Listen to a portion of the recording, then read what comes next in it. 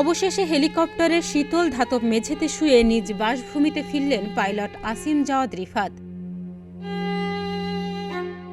চট্টগ্রামের কর্ণফুলী নদীতে বিমানবাহিনীর প্রশিক্ষণ বিমান বিধ্বস্ত হয়ে নিহত পাইলটের মরদেহ ইতোমধ্যে মানিকগঞ্জে পৌঁছেছে। শুক্রবার বেলা 12টার দিকে তাকে বহনকারী বিমানবাহিনীর 219 হেলিকপ্টারটি মানিকগঞ্জের শহীদ মিরাজ তপন স্টেডিয়ামে নামে। এর আগে নিরাপদে হেলিকপ্টারটি মাটিতে নামার জন্য সকল প্রস্তুতি নেয় বিমানবাহিনীর কর্মকর্তারা। বৈমানিক আসিম জাওয়াদ রিফাতের মরদেহের সঙ্গে তার বাবা ডক্টর আমানুল্লাহ, স্ত্রী অন্তরা আক্তার ও 2 সন্তান হেলিকপ্টারে ছিলেন। এদিকে নিহত ছেলের বহনকারী হেলিকপ্টার দেখেই কান্নায় ভেঙে পড়েন তার মা নীলুফা খানম সহ স্বজনরা। চট্টগ্রামের কর্ণফুলী নদীতে বিমানবাহিনীর প্রশিক্ষণ বিমান বিধ্বস্ত হয়ে নিহত পাইলট আসিম জাওয়াদ রিফাতের তৃতীয় জানাজা সম্পন্ন হয়েছে। শুক্রবার দুপুর 2:30টার দিকে মানিকগঞ্জের শহীদ মিরাজ তপন স্টেডিয়ামে তার জানাজা অনুষ্ঠিত হয়। এতে জেলার হাজারো মানুষ অংশ নেন। জানাজা শেষে পাইলট আসিম জাওয়াদ রিফাতের মরদেহ জেলা শহরের ছাউতা কবরস্থানে নেওয়া হয়। সেখানেই চিরনিদ্রায় শায়িত হবেন এই বৈমানিক।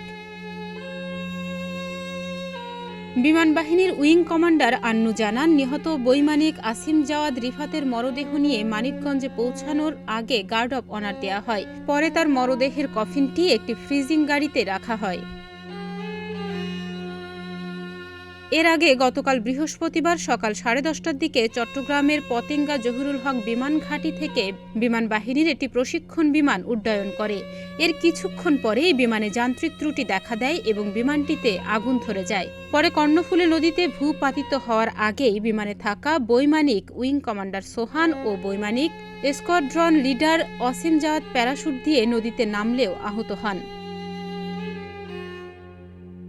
পরে তাকে আহত অবস্থায় উদ্ধার করে পতেঙ্গা বিএনএস হাসপাতালে ভর্তি করা হয়। বিমান বিধ্বস্তের ঘটনায় বৈমানিক আসিম জাওয়াদ ওরফে রিফাত বিএনএস হাসপাতালে চিকিৎসাধীন অবস্থায় বৃহস্পতিবার দুপুর 12টার দিকে তিনি মারা যান। নিহত আসিম জাওয়াদ রিফাত মানিকগঞ্জের সাটুরিয়া উপজেলার দরগ্রাম ইউনিয়নের গোপালপুর গ্রামের ডক্টর মোহাম্মদ আমানুল্লাহ ছেলে। তার মায়ের নাম নীলুফা খানম। নিহত পাইলট রিফাত মরণকালে স্ত্রী, 6 বছর বয়সী কন্যা সন্তান ও এক পুত্র সন্তানকে রেখে গেছেন। পরিবার সূত্রে জানা যায়, ছোটবেলা থেকেই বিমান বাহিনীতে যোগ দেবে এমনটাই স্বপ্ন ছিল রিফাতের। একমাত্র ছেলে রিফাতকে হারিয়ে পুরো পরিবার এখন শোকে বিহ্বল।